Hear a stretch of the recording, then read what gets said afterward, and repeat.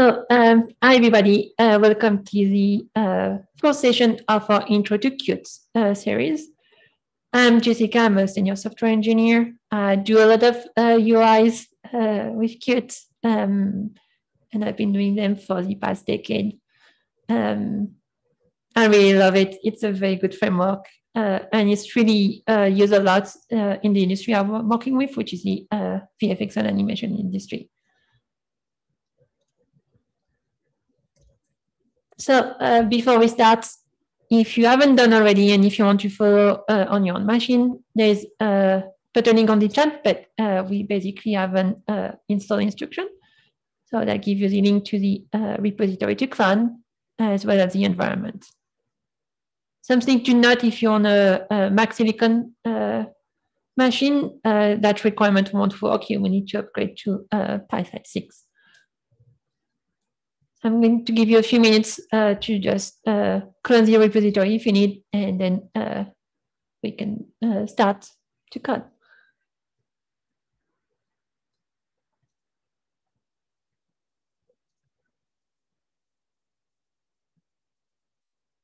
So our code for that session will be under source session 4. If you also want to follow so GitHub as well.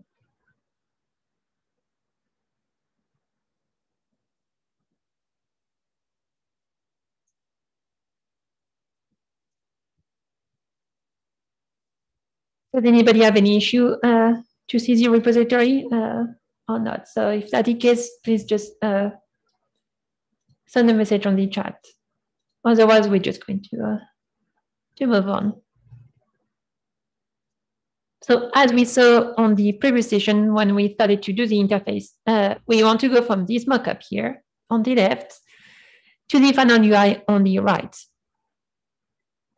And last week, we started to do the interface, just the basic construction of it.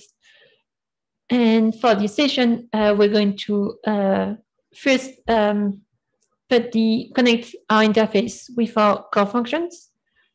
We're going to add a few nice things to have, but which are not essential, such as a splash screen, how to save settings, and things like that. And in the next session, and final session, we will take a look on how to do a custom slider and on custom widgets to display a curve. So we're going to go into our code editor right now. So if I bring what we've done last time, you can see the interface that we had. So we had an interface with a slider here. I want to change the method and a checkbox. So that's where we left off. So now we're going to basically work on adding a menu. And we're also going to connect to our core library. So make sure that you import core here. And then we're going to add a create menu function. So I like to put mine in my needs, like all the main widgets, but you can put it anywhere you want. Oh, yes. I'm going to zoom on my code. That's a good idea.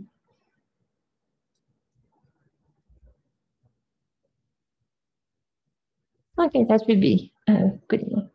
Let me see, maybe I can.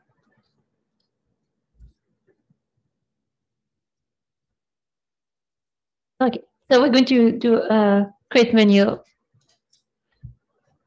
function here. And what we want to do with that one, we want to be able to open a curve file, save one, as well as close the application. Once we do that, we can basically start to connect to our core functions. So first, we want to get the Q main window Q menu bar. That's where we're going to add our menus and actions. So we grab it and we add a new menu that we call file. That's going to be a Q menu. that we can add Q action into it. So we're going to just take one and see what we're doing with that. So first we're going to add an icon to it. So and to show you, we want to add an icon like that. You can see the little icon here. We set a text, and we add the action to a specific, to be a child of a specific menu, which is our file menu here. We set a tooltip. So the tooltip is very useful. If you go over it, you can basically see. Oh, I turn it off in my system, but you can see a tooltip coming up. You can also set a shortcut. So that's very, very useful. You can set a shortcut to like any Q action that you have in your interface by just like putting down the shortcut that you want. So in our case, Control O and then Control S and Control Q. You can, if you want, change that to maybe Control T, or you can even do Control Shift plus O. So you can mix and match based on what you want, or you can just do O as well. So you can look at the documentation on how to format that set shortcut. Then we're going to add our action to our menu, and we're going to say when we click on it, we want to execute this function here. So we have the open curve file, save curve, and I'm going to explain for the close a bit. That one is a bit particular. So the close method is a method which is included in your Qmin window. So when you inherit a Qmin window, you also inherit all of its method, obviously. And the close one is to basically close the Qmin window. So if you connect your action to the close method like that, you can just close the window. So now we're going to go into the open curve file and see what we have here. So we do have in the above the open curve and the save curve, we use some of the very nice widgets, which is directly part of Qt, which is the Q file dialog. So that one will basically, you can open or save any file that you want. I'm going to show you what it does before I explain how it works. So if you do open, you can basically, you open a native browser. So you can go to your file, and if you save, obviously, you can save any file that you want, like that. So how do we do it, and how do we use it? So you have two methods. You have the get open file name and get save file name. That's what we're going to use. So we're going to talk about the get open file name first. So what we want to do, we want to first have this dialog as a child of our Qmin window. Then we want to give it a title. So if you go here, the title will be here. We want to have a default path, so you don't have to do it, but it's nice to have. But we give a default path. In our case, we have a test data, as you can see here. We have a test data directory, so we want to point to that. You can point to like a user documents or home directory or any path that kind of makes sense. And then you can add a file filter. So if we add that, we only going to list a file which ends with .crv. You can have multiple types. So the format is type a semicolon. You can give a name, but you don't have to. So you can Then in parentheses, you can even search for like a very specific file name. So you can search for let's do like JSON, for example. So you can search for like something called test.a.json. Or you can search for anything which ends with JSON. Actually, let's do with py. So you can see that we can know this Python file.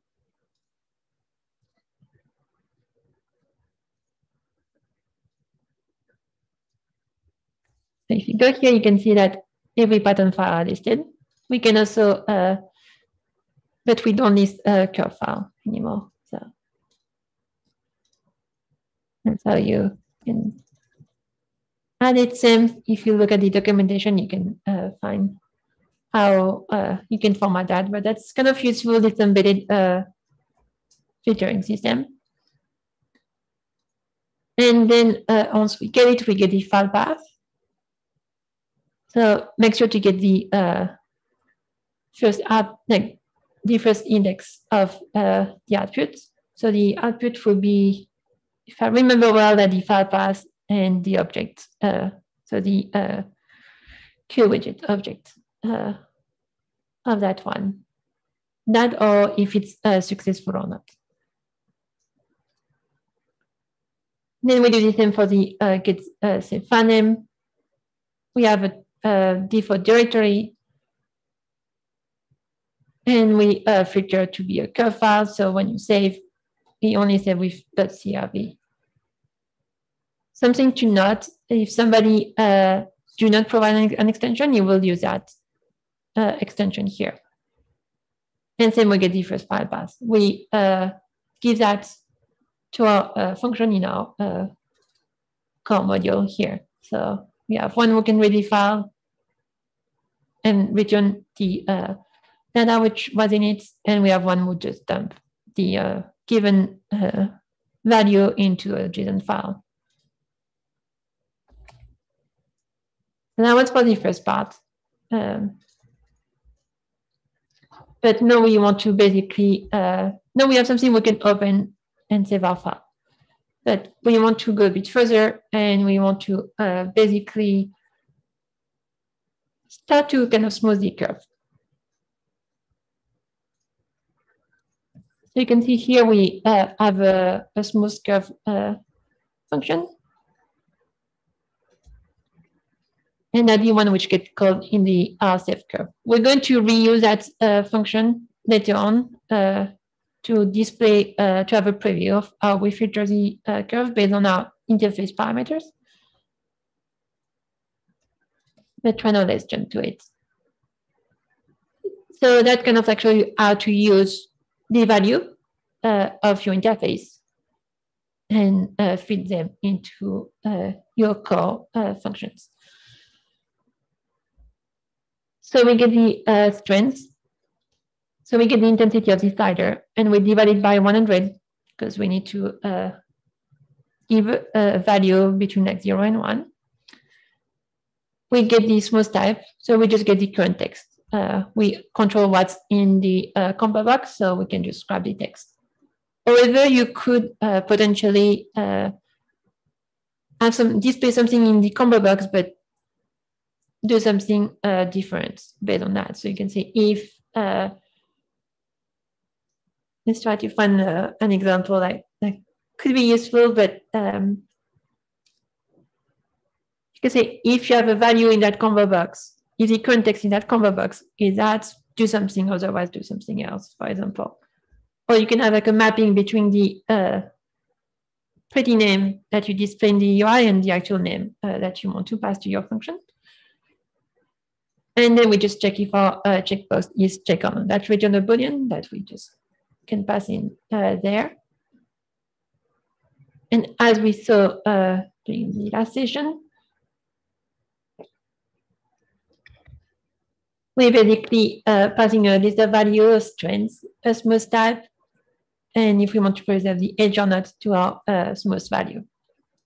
Now we'll basically run one of those algorithms that you want on the list of value that you have, and return you a filtered list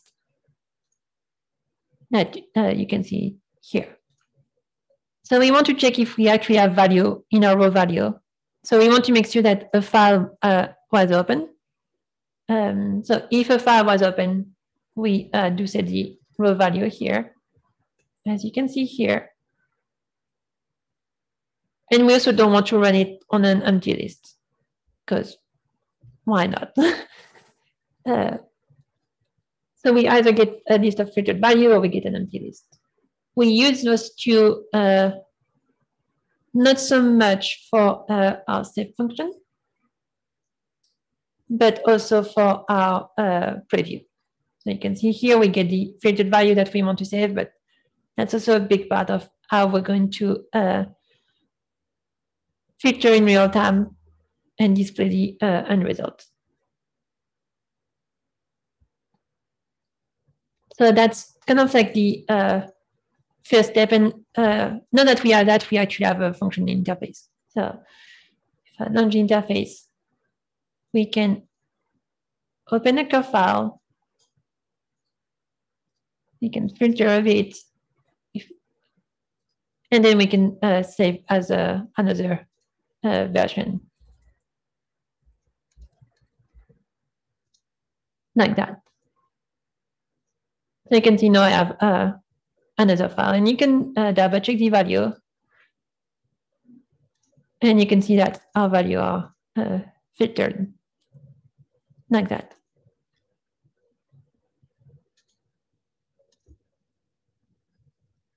So now for the next step, we're going to add something a bit pretty. We're going to add a splash screen. So a Qt splash screen is very useful if you do a lot of operation while you want to show your UI. So let's say, for example, like your UI need to gather a lot of information from various sources, and it might take like 30 seconds, a minute, 2 minutes. You don't want people to think that the interface did not load or crash, because they're going to try to load it again and again from experience. So you want to basically have like a Qt splash screen, and you want to add this stuff as you call the window. So what you want to do, you want to basically create a Qt splash screen, show it up, and close it on the Qt window has been loaded. You can also change the message that is displayed in the splash screen. So I'm going to show you how to do that. That's very useful. So you can tell the end user, hey, I'm still doing stuff. It can be like updating that, gathering this type of data, depending on what you're doing. So we still want to start our Qt application. That's very important. And first, we want to have our splash screen. So we're going to create a Qt map, and we're going to, which I'm going to show is here. That's our splash screen, like that. Something to note, Qt do respect any transparency in a PNG. So if you have anything transparent, that will be transparent as well. Hopefully, like you can see it on my screen when I show you the example. And it can be any size you want as well. So we create a Qt map. That's Qt map is just to hold our image and display. And the next step we're going to do, we're going to create a Qt splash screen like that. And we're going to tell which pixmap to display. You see that here I have a screen. You don't have to do it. By default, it will be on the first screen, aka the main screen. The reason why I'm doing that is because for that demo purpose, my main screen is not the screen that you're seeing right now. So I'll just force the Qt splash screen to display on this specific screen that you're seeing here. Could be also useful if you want to display it in a specific screen as well. We're setting some flag. So we want to basically grab the current flags. And we also want to make sure that it stays on top. So that nothing, we don't want to basically display our interface on top of the splash screen. Or anything else for that matter, actually, if you have another application. So we can basically use the Windows flag. So that just grab the current flag of your splash screen, and we use the set Windows flag. I really encourage you to look into the set Windows flag. That's a very, very useful method on both the QDialog, QSplash screen, QMain window as well. You can really control the behavior and appearance of your widgets like that.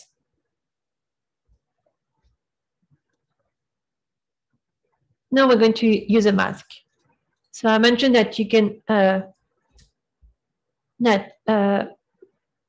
QSplash screen does support transparency. So you can choose to either have another PIX map as your transparency map, or you can just reuse the one that comes with your image, which is what I'm doing right now. But that can be useful if you want to basically have one image and then have an alpha aka mask separated. Maybe if you like do an interface for multiple platforms, maybe like a mobile and a desktop or something like that.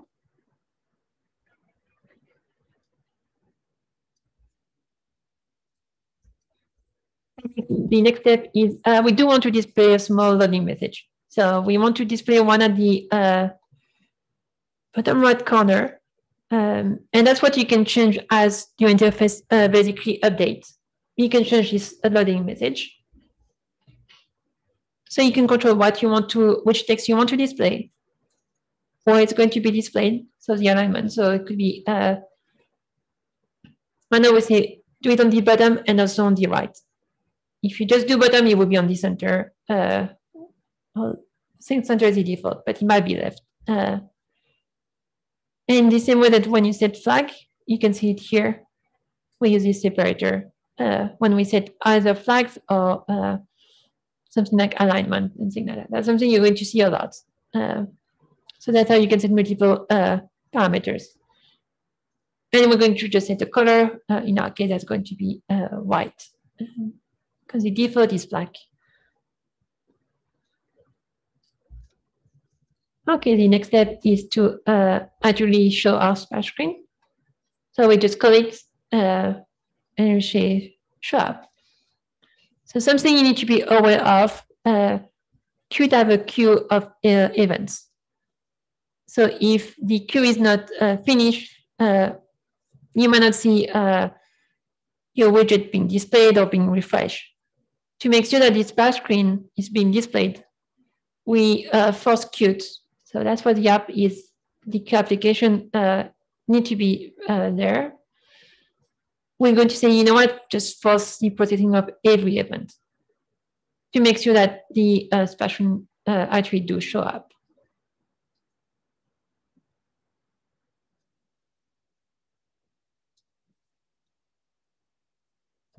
And now I'm going to just add something for demo purpose only, so you can see the actual splash screen, because the application is actually too fast to display this splash screen.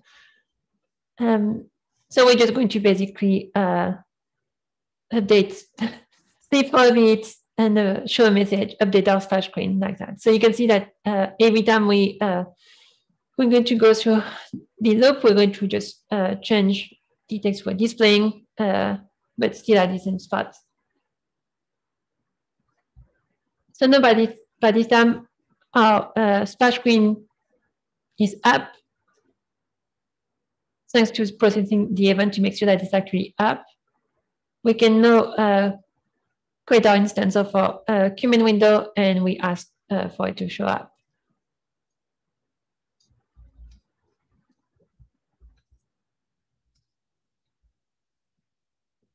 And when this window is done showing, so on the QMain window show event is done, we basically just finish the splash screen, which means like, hey, you can close now. So that's how you can make loading this window to this splash screen. Something you could have done is initialize your Qmin window. And that's something I often do. In the Qmin window, I have a refresh method.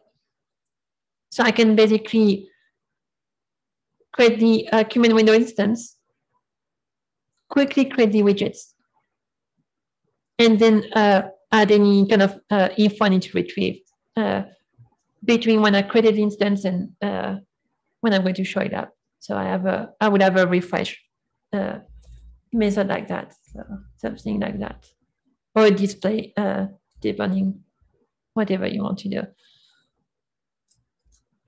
But in our case, we actually have something in the init, so we want to make sure that we display the splash screen before that, and we actually show a loading thing.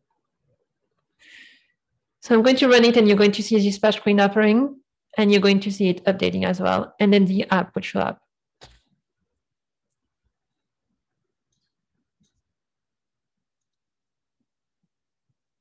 As you can see, it's updating here, and now the interface show up. Now I'm going to run it again. We have our splash screen. We display our loading thing, and then we have the interface showing up. So, like I said, very, very useful if you have an application which is a bit slow to start. You can trick the user into waiting and not telling you, hey, like that doesn't work or something like that. For the next step, we're going to look into the queue setting. And that's a very, very useful queue object I like to use. So we're going to put it there. So how can we use the queue setting and what for? So queue settings are used to basically store your interface settings.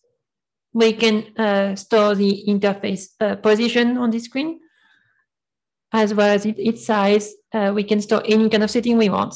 So that's very, very useful to have persistence between multiple instances of your interface.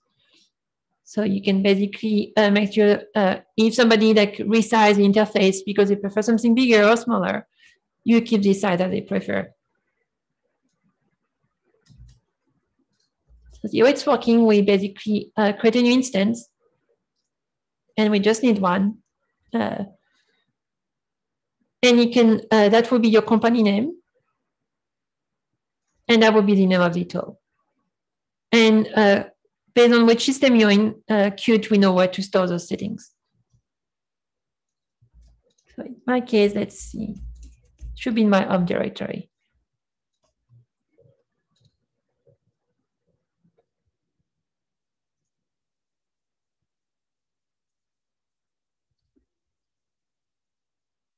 Yeah, we need to double check the documentation on how to get the path, but there's a method to get the path of your settings. If you ever need to remove them, for example. So how can we use that? First, we want to save the state of our window, how big it was, and things like that. So we're going to extend the close event. So that's a method we come with the Qmin window. So when you close it, it's going to close the close event. There's a lot of events with Qt. So look at the documentation and see which event are under which widget. And you can basically extend them when you inherit a widget. So first, what we want to do, that's important, we want to accept the event. So we want to say everything went right, we're okay with the event. And then we want to call the actual Qmin window event that we inherit from. So we want to basically process and do the code event as usual. Launcher interface. I'm going to remove this splash screen though. Next time. It's happening when you do that. So that would call the event, accept it, do some steps that we're going to do, say everything went all right, and then call the command window event. Let's comment out this part. So it's a bit faster. So we're back on the code event. So what we want to do first, we want to save this state of the window. So that would be the size and position in like on these screens, basically. So you have your world screen. So you have the X and Y. That will save the value in Y and X of where your screen is, which is, let me see. Oh, we don't have it here, but you can also position your window in space wherever you want with Qt. So you can choose to like take a screen and position like X pixel from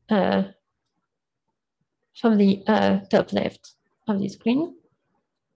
But to go back, so we save the window state. So the save state is another method in the command window. So you can just call that method. And you will save this value under the window state key of your Q settings. Then we do want to save our default value. So we want to save the filter type, the preserve age, as well as the value of the slider. So you can see we get the current index. We check if it's checked or not, and we get the value. Something to note about that one though, I don't show it in that example, but you want to make sure that when you're going to restore, so in the show event, you double check if that index exists. Otherwise, like, you're going to run into issues. Okay, so we're almost done. The last step you need to do, because no, nothing was saved, you just set some key and value pair. You want to sync the setting. That's going to basically save the settings on file. So you sync it to the local file.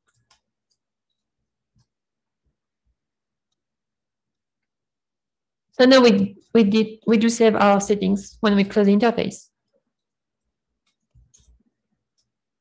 And we want to set them back when we show the interface. So when the show method is being called, and it's being called here, we want to set our settings back.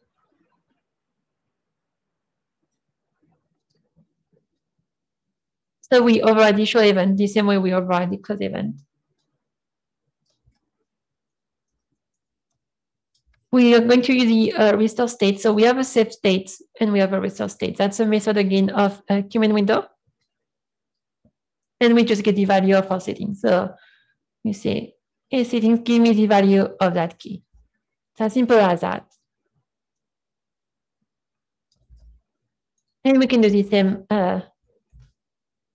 for the other one. So we say, give me the value of the filter type, and also like that would be the default value.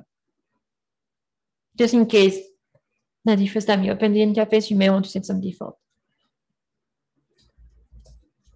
We are also going to call the update filter description. So that's something we call here in that in session 3, we call it to make sure that during the init we update the filter description, which is a little piece of text just below the method. So we want to make sure, because we just set it here, we want to make sure it's updated. It's a better way to do it, but again, I wanted to keep it simple. And we want to accept our event and just close the actual show event. So if we do that,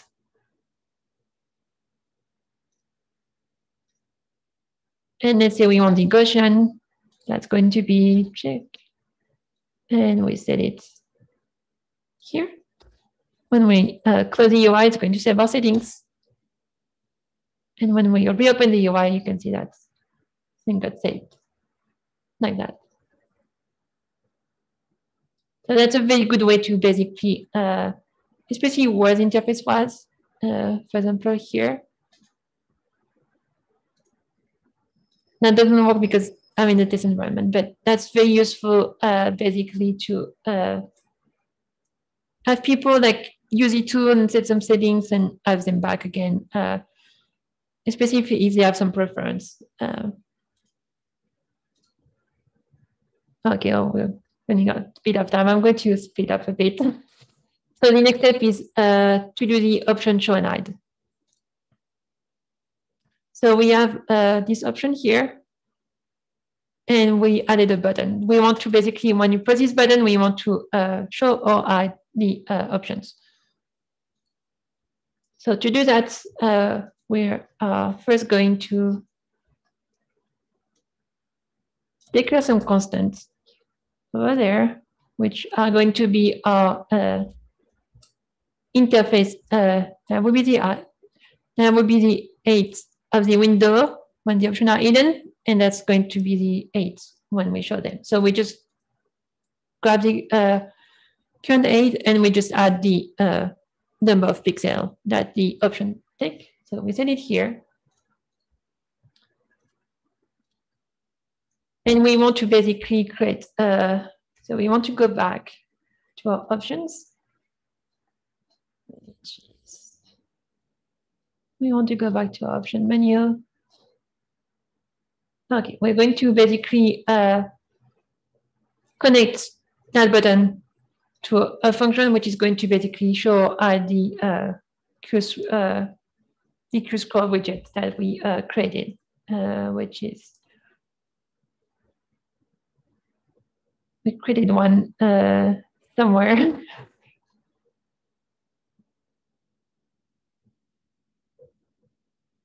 Yeah, we have a Q scroll area. So we're going to basically show and hide these widgets as we go. Okay, so we're going to have it so when you click on that button, it's going to toggle. It's going to call this function, which is toggle option. So we're going to create our function here.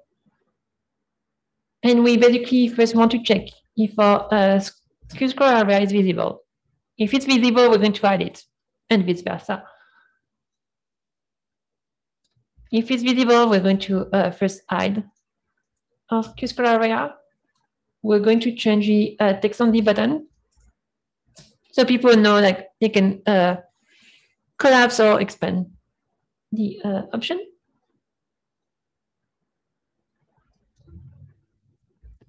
Okay, now that's a bit of a hack. And like I showed, like you have the process events.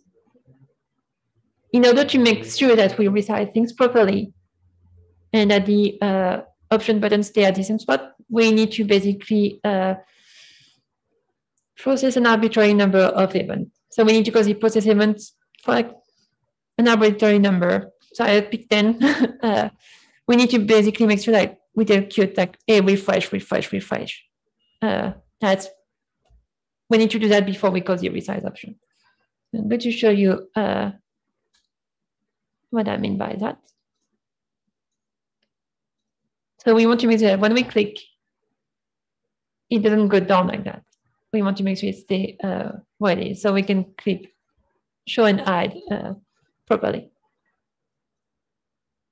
And then we're going to resize. So we're just going to resize with the height when the option is hidden, and we do the inverse basically when the Q scroll area is not visible. So now we have something like that. And like I mentioned, if we don't do this hack, we're going to see quickly that it may or may not work, and that it catch. Sometimes it may work, sometimes it may not work. And you can see it here. It tends to jump around. So to make sure that it's still at the same spot, we just process the event.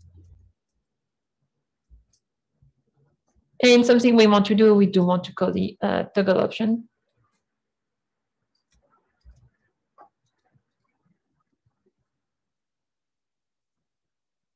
I think we don't call it doing init, so that's my bad. We want to make sure that we go back to our option. And we actually do want to have it hidden by default. If we go here to our critical area, so we want to have it, we want to make sure it's hidden by default.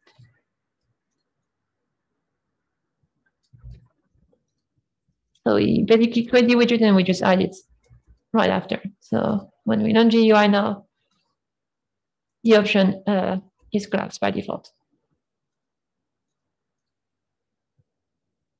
And the jump is normal. We're going to see that in the session 5, basically, how to, that's when we're going to add the widget for the curve. That's going to take care of the issue. Okay, we're almost done. The last step is to add a small theme. So we're going to go quickly over the theme, but like you can take a look at the code after that. It's very simple. So we put the theme in its own module, and we're going to basically call it before we show our interface, like that. So we're going to apply the theme to the application, to the full application itself. So we do it here. And when we do that, you can see that our application is now have no different color.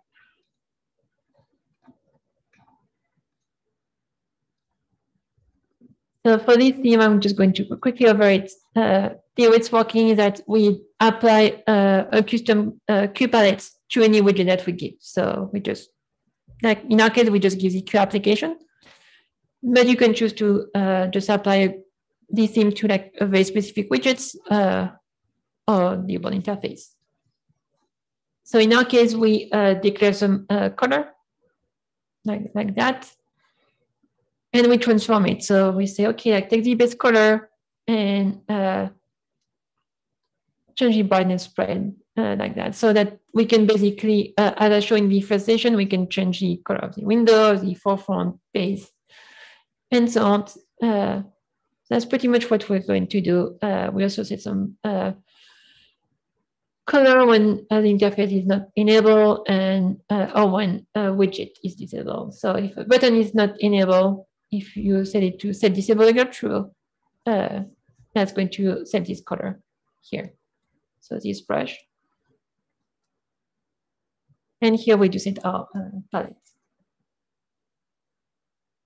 So that's kind of like, we now have like kind of like a working application where we can open a curve file, we can process it, and we can save it. And we have a few nice to have things like a splash screen or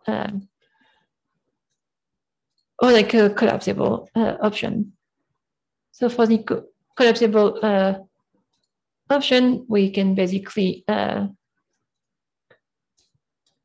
you can basically show and hide widgets as you wish. So something to note is that if, for example, we could do something like if you select the Savitsky Gully, you can display another set of widgets that is just very specific to the Savitsky Gully. And then if you switch to the mean average, you can add those Savitsky Gully options, which are very specific to that, and show another set of options. So that's how you can make your interface a bit more interactive for the user. Yeah, I think that's all for this session because we are almost running out of time. So I'm going to take any question. No, if you have any, just feel free to message on the chat. So I'm going to give you a few minutes to write them down.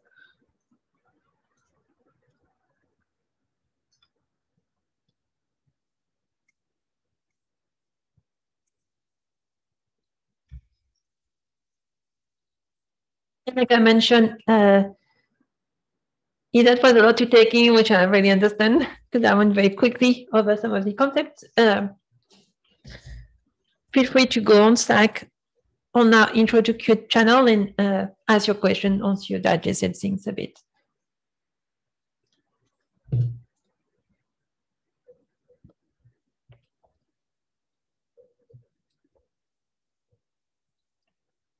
I'm going to wait like 2 or 3 minutes to see if you have any question, and then we can end our session.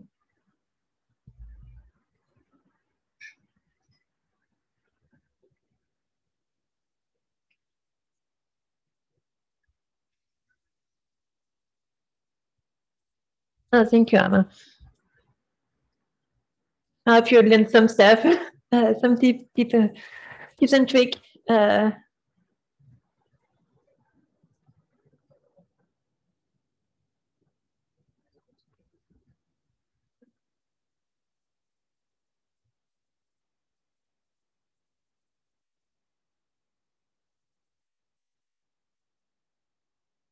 Okay, I think we're good with questions for this session. So first, thank you everybody for attending. I know it's late for some people or very early for others. So I really appreciate you taking the time to hear me speak, ramble, and show some code. I really hope that you got something out of this session. Like maybe like something that you didn't know you could do with Qt, or like that you never like thought about using either. We're going to have our final session in 2 weeks on March 8th, and that one will be a bit more advanced, but not crazy, so don't be scared. Okay, we do have one question. Okay, so Nadira asked that she had a problem with Shiboken object type. Object is not iterable. And we need to have a bit more logs. So maybe if you can join our Slack channel, and if you can put like your code, and if you have a bit more log, I can help you out definitely with that. It might be related to like your host system as well. So I don't know if you're on Windows, Mac, Linux, or something else.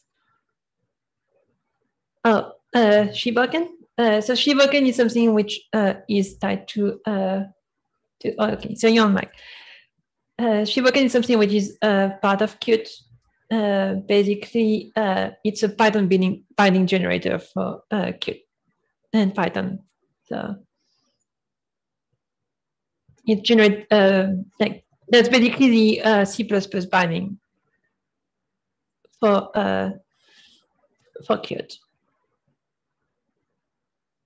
And I know that some people do have some issue with it. So yeah, I will like if you put your issue on the Slack channel, like with like a bit more log where you get the issue, I can help you out with that.